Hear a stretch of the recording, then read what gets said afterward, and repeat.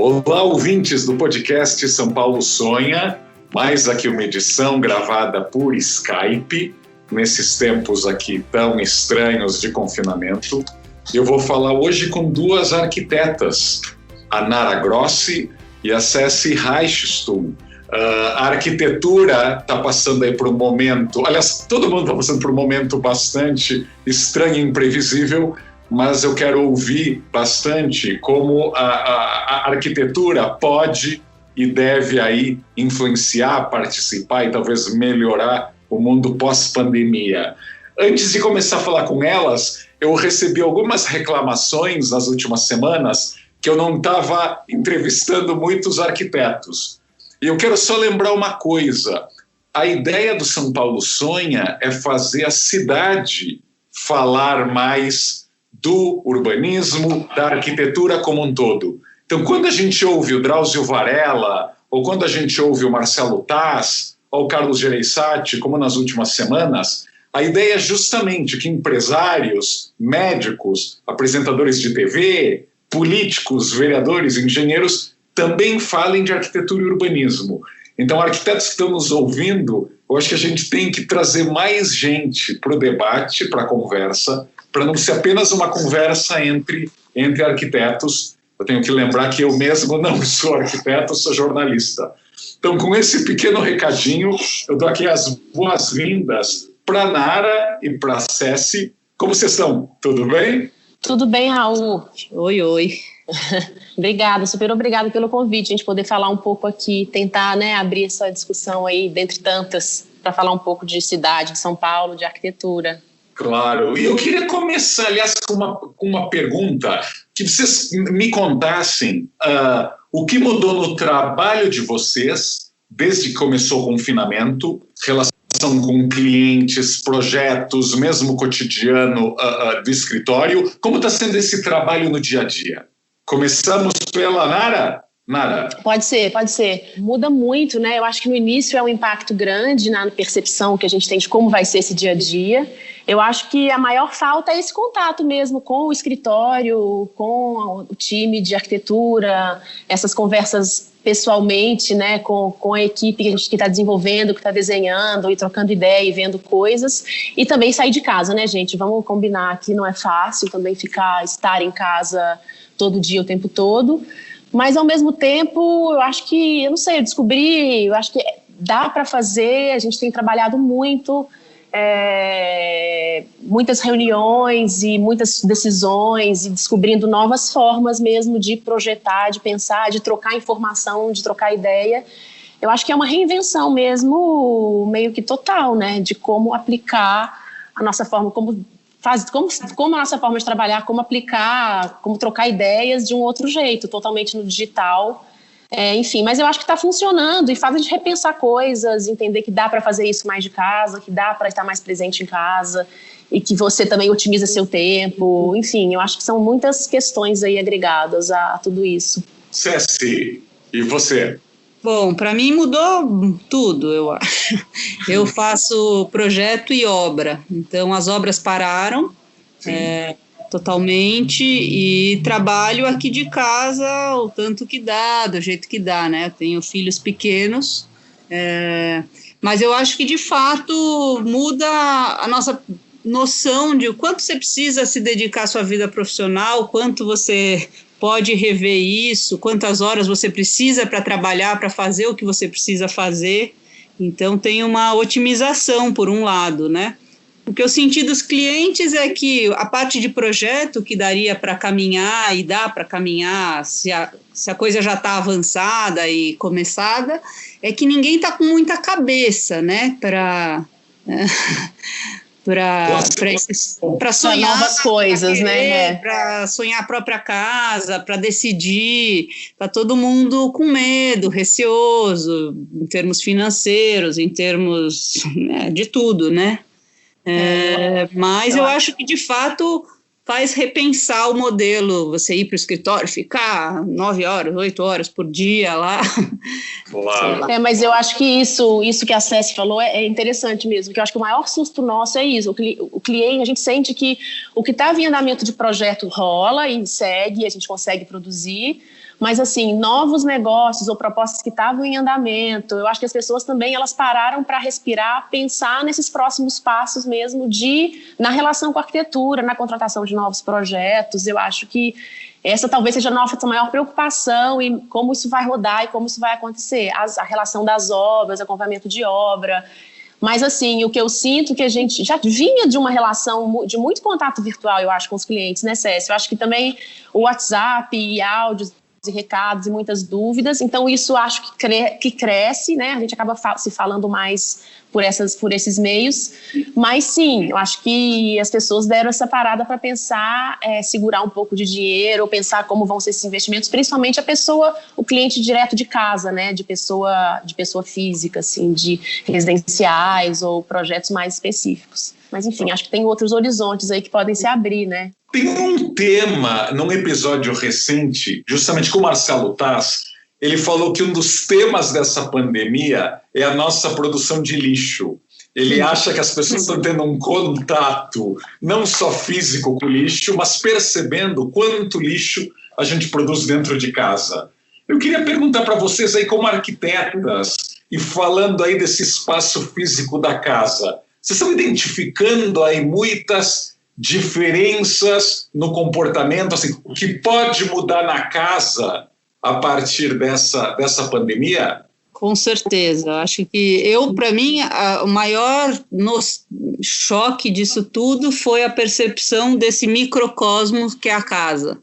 Então, óbvio, normalmente eu tenho ajuda de uma pessoa, uma funcionária que vem. Agora, sem nenhuma ajuda, você se dá conta do volume do lixo, você se dá conta do volume da sujeira, do volume da louça.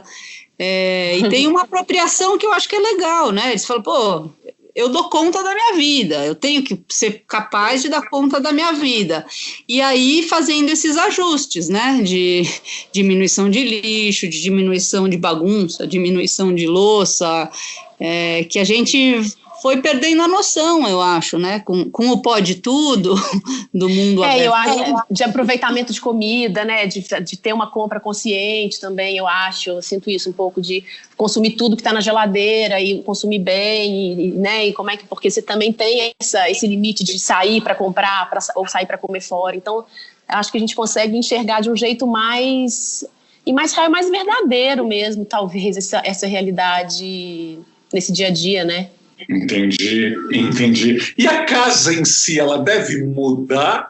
Aliás, até nas conversas que vocês têm com clientes de vocês, já estão surgindo muitos pedidos, sei lá, de um novo hall, onde as pessoas possam colocar seus sapatos, seus calçados à volta da rua. Vocês estão imaginando aí já mudanças que vão vir com a nova realidade? Olha, Raul, eu acho que isso ainda, para mim, não chegou ainda essa demanda, Cécio, não sei se para você, eu acho que está todo mundo ainda entendendo como isso vai caminhar, mas é curioso, eu estava falando isso também com outros amigos arquitetos, conversando com a Cécio também recentemente, eu acho que isso vai acontecer, eu acho que as pessoas talvez vivenciando mais o espaço da casa, tendo esse tempo da casa, vão perceber também que os espaços talvez precisem ser repensados, precisem ser mais bem utilizados. Eu acho que é uma coisa mais real, né? Quando fala essa coisa de ser verdadeiro, não é mais você sair de casa às 8 da manhã, a casa está intocada, linda, e você voltar às 8 da noite e tá tudo certo, né? Você tem uma outra relação aí que as coisas têm que funcionar, tem que ser gostosa, a luz do espaço tem que ser boa, a temperatura tem que ser agradável. Então, acho que vão surgir talvez demandas e percepções dentro desse novo ecossistema, desse microclima aí da nossa residência que antes a gente talvez não percebia e que agora estamos imersos, né, nesse espaço, talvez nesse caminho. Do meu lado, eu não senti demandas diferentes, mas eu acho que tem hábitos que mudam. Então, por exemplo, o Raul conhece bem China, sabe? Ninguém anda de sapato dentro da casa. É verdade, agora todo mundo está adotando isso. Né? Gente, daí é pra vida, né? Não que eu já adotava também desde sempre, pelo amor, de deixar o sapato fora. Então, eu acho que o que a Nara comentou da casa, para mim ficou muito nítido, assim, né? Como insolação é importante, né? Você busca cada cantinho que bate sol. Não é teórico, você quer sol, você precisa de sol, você precisa de ventinho. Então, todos esses essas questões que na arquitetura é implícito, né? Eu acho que a gente está fazendo um laboratório imersão, cada um na sua casa, né? E eu acho que para mim o que ficou mais latente é como as pessoas precisam viver bem. E óbvio que o viver bem de cada um é infinitamente diferente por N razões, mas você tem que estar num lugar que você se sinta bem, né? Porque você vai passar tantas horas. É isso mesmo. Eu queria até perguntar para vocês mergulharem nesse assunto. A gente, por décadas, a gente teve plantas de apartamentos aí muito erradas, para dizer o mínimo, né? Então, quando vocês falam de procurar sol, de ventilação de espaços, vocês já visualizam aí mudanças nas plantas desses apartamentos? Ou seja, como essa distribuição vai ter que mudar bastante? Eu acho que se você já fazia arquitetura pensando nisso, você segue fazendo, né? Eu lembro que eu trabalhava com o Eduardo de Almeida e ele ficava louco quando falavam de sustentabilidade. Ele falava, bom, mas é isso que a gente sempre tem que fazer, né? Só que agora tem um nome. É o óbvio, né? Mas é óbvio que você pega uma reforma de um apartamento, o prédio está construído, a fachada está construída, você é limitado o que você pode fazer, né? Em termos de insolação e ventilação, mas pensando em casas, eu acho que fica latente que sim, é importante. Claro. Eu acho que é isso. Trabalhando em reforma, você encontra esses subterfúgios para poder... Se bate muito sol, você vai pensar numa cortina, você vai pensar em planta, você vai afastar móveis da janela, ou vai deixar mais espaço. Então, acho que você vai sentindo essa ambiência, mas, como a Céci falou, eu acho que deveria, teoricamente, esse raciocínio deve estar presente na cabeça de quem está projetando, né? Eu acho que a gente parte do princípio que sim. Claro. Mas para o consumidor, ou seja, para o cliente da arquitetura, ou para a pessoa que nem pensa tanto no assunto, vai ter aí uma nova consciência, talvez, de que projeto, planta, reforma são mais importantes ou demandam mais reflexão? Talvez. Eu acho que é um caminho, sim, a se pensar. Eu acho que é possível que isso aconteça. E acho até, que a gente espera, né, sempre, acho até que as pessoas vão se envolver, entender melhor as suas necessidades, as suas demandas, e talvez buscarem projetos que sejam reais, né, que não é intocado, não é uma casa intocada, uma cozinha que você não usa, uma sala que você não usa e que está sempre perfeito.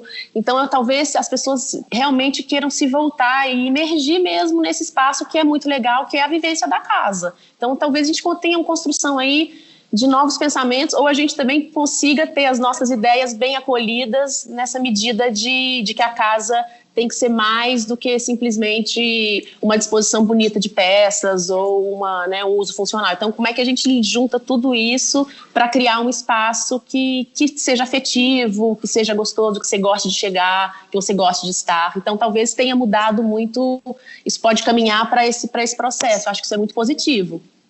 O que eu acho é que as pessoas não têm a consciência, elas não sabem, eu acho que elas sentem, então eu falo, fica mais baixo astral, num lugar mais escuro, menos ventilado, mas ela não sabe nomear isso. Talvez ela saiba, estou precisando ir para a varanda. Eu sempre acho que o sol é o mais fácil de você perceber, mas eu acho que tem muita gente, né, leiga que tem essa dificuldade de nomear. Eu acho que se nós, arquitetos, temos a percepção e conseguimos passar para o cliente isso, e o cliente conseguir entender esses valores que talvez não sejam perceptíveis aos olhos deles na fase de projeto, nota 10, né? Mas tem de tudo. Acaba sendo uma coisa intuitiva, né? Eu acho. Para quem. E aí, mas aí cabe aí talvez a gente consiga amaciar mais esses espaços nas demandas de projeto. Eu acho isso muito legal, acho isso bom. Ser mais real, assim, vida real, sabe? Então seria um bom momento, talvez, para os arquitetos divulgarem essas necessidades, essas transformações para o grande público, não? Acho que esse confinamento é um laboratório para todo mundo. Então, a pessoa está lá na casa dela e está sentindo coisas, né? Talvez numa conversa futura e ela saiba usar, a gente saiba talvez juntar mais a conversa entre o canal, né? Limpar o canal da conversa entre o arquiteto e o cliente. O Luffy Gomes, que também teve num episódio recente aqui do podcast São Paulo Sonha, né? Ele é fotógrafo, youtuber, e comentou que muita gente tem um lavabo incrível e impecável e com papel de parede, decoração, etc., que é usado 2 vezes ao ano num jantar, e que o próprio banheiro da pessoa é um desastre. Então, essa ideia da a casa para visita e a casa para usar, vocês acham que vai se borrar também? Eu acho que sim, eu acho isso muito bom. Eu acho que não tem muito essa coisa mais construída, imagem, sabe? Eu acho que as coisas vão equalizar para serem... É meio isso, acho que é vida real. Eu acho que isso vai borrar sim, eu acho isso é bom, essa coisa da capa do sofá, né? Que se você tem uma coisa, você põe a capa do sofá e ninguém troca, e só quando chega a visita você tira a capa. Enfim, então acho que talvez essas percepções mudem, e isso é legal, que você sai também do desejo da imagem ideal e você talvez consiga transferir esse raciocínio para uma vivência real, né? Uma vivência sua, pessoal, única, que é você. Cada pessoa vai ter, cada indivíduo, cada família vai ter talvez um desejo, uma vontade, uma preferência. Então, acho legal isso dessa personalização cada vez maior do entendimento do espaço, né? Aí a planta do apartamento vai dizer como os espaços vão ser ocupados. Eu acho que isso é legal. Acho interessante esse aspecto de falar dessa comparação do lavabo versus banheiro. Eu acho que faz sentido vai ficar borrado, sim. Claro. Eu sou mais pessimista. Por favor. Diga. Não, é que eu acho que tem gente que vive um pouco para os outros, a vida do outro, sabe? Acho que esse mundo todo, Instagram, Facebook, você fica tão preocupado com o que os outros veem. E óbvio que eu acho que assim, quando a pessoa tem a chance de ter a própria casa, já vem com tudo, o sonho dela já vem com esses valores, seja, não, eu quero o meu banheiro mais legal que o lavabo, seja, eu quero o lavabo mais legal que o banheiro. Talvez aqui a gente vá ter um lavabo muito legal e um banheiro que também precisa ser muito legal, né? Enfim, talvez essas coisas vão ser mais equalizadas, mas eu não acho que é pessimismo não, Cécio, eu acho que faz sentido, eu acho que também às vezes eu fico sonhando aqui com o ideal, mas eu acho que você está dizendo, eu acho que é realista e, sei lá, esperamos que aos poucos isso tudo vá sendo ressignificado, né? Eu acho que o nosso papel também é um pouco esse, de provocar. Total. E contamos com a ajuda dos psicanalistas. Falando em terapia, como fica a questão da privacidade no momento que tanta gente tem que trabalhar dentro de casa e provavelmente vai continuar trabalhando muito tempo em casa até depois da pandemia? Ou seja, durante muito tempo, os apartamentos, as casas, você foi derrubando paredes, deixando tudo aberto. Cara, a privacidade não vai ser um tema com tanta gente tendo que fazer entrevista, reunião de trabalho dentro de casa? Com certeza. Eu vou ter que repensar o meu abre tudo, o escritório no meio da sala. É verdade, isso revira mesmo essa relação. O cômodo do escritório volte a ter peso, né? Ou portas de correr, né? As salas vão ter que ter portas de correr, que você vai subdividindo aí os ambientes, né? Em relação à cidade, ou seja, uma conversa que a gente tem tido muito na Vejinha e no podcast mesmo, é que, claro, deve ter um momento aí de catarse, quando a quarentena de fato for relaxada, de as pessoas quererem bater perna, reencontrar amigos, etc. Mas vocês acham que vai ter uma mudança de valores, de como as pessoas usam a cidade ou olham para a cidade? Você acha que esse período confinado vai fazer a gente valorizar mais o quê, por exemplo? Eu não sei, eu sempre pensei, né, a cidade, né, esse sonho das pessoas se apropriarem da cidade, de parques, espaços culturais. E eu acho que, quando começou a pandemia, eu falei, nossa, quando acabar, eu vou querer festa, eu vou querer ir nas coisas. E aí eu fui caindo a ficha que não vai ter um dia que acaba, né? Vai ser um fade out, assim, é um tempo, né? é uma gradação, né?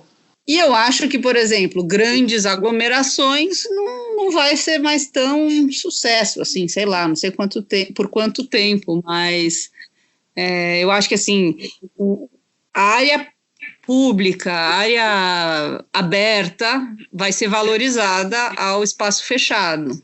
Eu fico pensando que nesse tempo que está todo mundo em casa, que a gente está trancado, eu acho que talvez tenha isso. Você pensa na cidade, né? Você deseja andar, você deseja, de repente, estar num parque, então ter contato com o verde, principalmente, né, nós que estamos aqui em São Paulo, e que a gente não pode estar no campo, numa área menos impermeável, né? Então, acho que também te cria esse sonho de estar fora e de pensar, poxa, eu quero correr, eu quero usar o parque. Mas sim, como a Céci falou, depois eu acho que essa relação, na hora que a gente puder retomar, vai ser bem diferente. Eu acho que vai ser devagar, poucas pessoas próximas, eu acho que o uso de máscaras. Então, essa relação entre pessoas e em espaços aglomerados não sabemos como isso vai ser feito, mas vai ser diferente. Eu acho que não vai ser a mesma coisa estar no Ibirapuera ou ir para o Minhocão ou estar no Mercadão, assim. Eu acho que vai ter mais cautela e talvez outras percepções e outros horários de uso, não sei. Eu não sei, eu fico com a sensação que as pessoas, que eu acho que a gente está falando de um grupo muito consciente, com um poder aquisitivo muito alto, mas pensando mais em massa, eu acho que o que dá é essa vontade de ir para fora, né? Então, eu vejo menos o espaço cultural valorizado e mais a Avenida Paulista, né? A rua, perfeito. Né? Eu também acho. Ontem eu estava lendo que em Milão, né, eles estão querendo ampliar as ciclofaixas, né? Porque Milão, uma das cidades mais poluídas, etc. e tal, e que tem uma aglomeração muito grande em metrô, que eles vão ter que lidar. Então, eles estão querendo valorizar o transporte sobre duas rodas, né? Seja bici, patinete. Então, isso tem um reflexo direto na cidade, no traçado, né? São Paulo é tudo mais complexo pelo tamanho, pelo relevo, enfim. Voltam as discussões da ciclofaixa. Claro.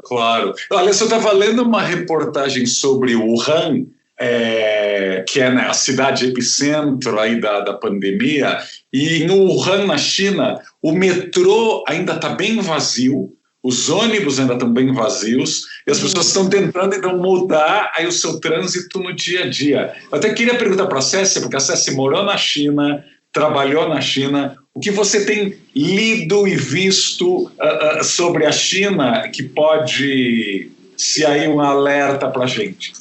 Tem muito a acrescentar, mas eu acho que tem essa questão da massa, né? Então, a gente está falando, um metrô na estação da Sé às 6 da tarde, é impensável agora, né? Vai voltando aos poucos, mas eu vejo que as pessoas vão ter que repensar. A minha funcionária, por exemplo, falou, a gente estava conversando, ela falou, quando voltar, eu gostaria de ir segunda-feira para sua casa e dormir aí e voltar sexta. Nunca tinha me ocorrido que para ela seria bom isso, né? Claro. E ela falou, não quero me expor. Faz sentido. Você podia contar um pouquinho como foi trabalhar na China, Cécile? Foi uma loucura ótima. É outra escala, né? É outra escala. Eu fiquei pensando muito também, o mundo falando sobre a China, né? Do começo da pandemia, e falando, imagina, que loucura que é lá. As pessoas obedecem porque tem um governo que obriga eles. Sim, é verdade, mas tem um senso de coletividade muito maior do que a gente tem aqui, né? Isso, eu acho que historicamente. Isso tem um lado que tem oprimido e opressor, mas tem um lado que é muito bonito, que é pensar no coletivo. E eu acho que agora essa situação está nos fazendo pensar no coletivo, né? Então, quando eu morei lá, eu morei em Xangai, né? Eu fui em 2009, fiquei até 2012, trabalhei na Expo, né? No Pavilhão do Brasil, e era uma mistureba de nacionalidades, era uma cidade super multinacional, multidisciplinar e muito, muito interessante. Depois eu trabalhei com os escritórios europeus, né, fazendo freelance de lá, que também foi muito legal, porque a escala é uma loucura lá, né, então uma cidade pequena tem 4 milhões, né. A escala, quando se diz, era o tamanho das obras ou a quantidade delas? É tudo, porque você tem o prédio lá de 100 andares, que é um marco na cidade, na construção civil, nas técnicas, e você tem lá os hutongs, que são casas populares construídas a 100 metros desse prédio gigantesco. Então, lá é tudo muito próximo, né? Especialmente Xangai, eu acho, né? O rico do pobre, o tradicional do moderno, então todas essas distâncias se aproximam lá, né? Não, muito, muito interessante, não queria mesmo te perguntar. Aliás, queria perguntar para a Nara, para quem ainda não percebeu, a Nara é mineira, mas acho que o sotaque já deixou claro. Eu queria te perguntar sobre a cidade de São Paulo. É uma tradição aqui no São Paulo Sonha, a gente perguntar sonhos para os arquitetos, para os não arquitetos, o que as pessoas mudariam na cidade. E aí muitos arquitetos até sugerem em que lugares eles gostariam de intervir, mexer, melhorar. Tem algum lugar, Nara, aí que você gostaria, e passando a pandemia, se tivesse a possibilidade? O Raul, é curioso, assim, a Cési falando isso agora da China e desse senso de comunidade que talvez a gente esteja conseguindo passar por isso também, que eu acho muito bom. Eu acho que eu diria, mais do que um lugar específico, eu acho que a gente também está no momento, eu não sei se eu vou fugir muito da sua pergunta, tá? Mas a gente volta. As nossas mazelas estão sendo colocadas à mostra, né, de certa forma. Então, desde das relações de casa, das falhas da cidade, das falhas da saúde, das falhas de públicas ou privadas, enfim. Então, o que eu acho, assim, o meu sonho, se eu pensar em São Paulo, uma coisa que sempre me intrigou e que seria, para mim, o ideal, e a gente falando aqui da Sé, por exemplo, é que a gente tivesse uma maior mobilidade. Eu acho que não tem como hoje eu pensar em mexer num objeto, num edifício. Eu acho que isso é muito pequeno frente a todo o poder que a gente teria de apropriação do espaço público se a gente tivesse mobilidade, se a gente tivesse linhas de metrô à altura da cidade de São Paulo, né? Então, acho que tudo isso a gente dilui contato entre pessoas e, ao mesmo tempo, aproxima essas pessoas, porque eu vou conseguir que essa cidade seja móvel, seja acessível, seja democrática. Então, acho que talvez é legal a gente ir entrando nessas discussões, né, como possibilidade como desejo mesmo e como dever público, enfim, acho que como arquiteto urbanista, acho que o que eu mais penso em São Paulo como desejo, eu acho que tem essa questão de metrô e de ter uma cidade mais móvel, né, nesse sentido, metrô, bicicleta, ou seja, quais outros tipos de modais a gente possa ter. E tem uma outra coisa louca que é a nossa relação com os rios da cidade. Então, assim, a gente abre para tantas discussões, mas se eu for falar de uma coisa, de um ponto específico, de uma coisa específica que eu mexeria em São Paulo, eu penso muito, não no edifício específico, mas eu penso muito no centro, né? Eu moro no centro, e cuidar do centro de São Paulo e pensar em projetos interessantes do centro de São Paulo, de requalificação, de revitalização, de novos usos, de uso misto, e trazer mais residência e outros tipos de negócio, de escritórios, né? O meu escritório hoje veio para o centro há menos de um ano, então a gente está aqui também na Major Sertório. Então, acho que o centro de São Paulo, que eu acho tão lindo, tão rico e que tem toda uma infraestrutura tão absurda e que talvez que não tem essa, né, que a gente vê todo esse potencial perdido muitas vezes em tantos lugares numa apropriação muito dura, assim, de rua, de edificação. Então, acho que eu iria muito por esse caminho aí, como o que eu poderia fazer, o que eu faria para tentar, pensando em São Paulo. Eu acho que eu iria muito para o centro. E eu tenho um projeto queridinho específico que eu posso falar também para vocês, que seria o Teatro Oficina, que é um sonho, assim, que o projeto de requalificação, de renovação e de reforma do Teatro Oficina se viabilizasse. É um projeto que eu fiz, que o nosso escritório fez, há 4, 5 anos atrás, e que é um desejo, assim, de que ver isso realizado, sabe? Que foi um processo todo muito legal, um resultado muito, muito especial, muito incrível, assim, para a cidade, para o teatro. Então, acho que seria isso, eu acho que eu diria de cara, de pronto, assim, sem pensar muito. Perfeito, obrigado. E Ceci, você? Acho que tudo que a Nara falou ecoa muito para mim, né? Então, nessa pandemia, ao pensar o morar, pensei, não dá para a pessoa morar numa favela nessas condições, né? Então, eu penso, tem que garantir o mínimo, tem que ter água, tem que ter esgoto, né? E o que eu acho que eu sinto em São Paulo é essa falta de memória, né? Então, demole, constrói um novo.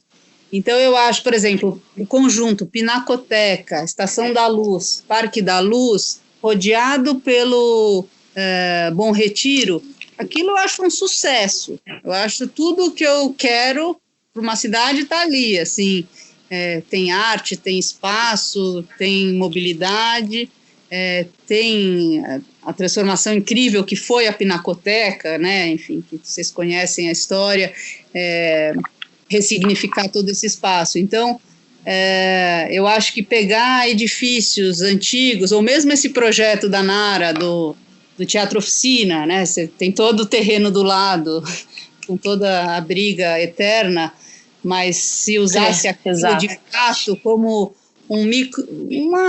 como tem o Parque da Luz, o Jardim da Luz colado na Pinacoteca, seria sensacional, por exemplo.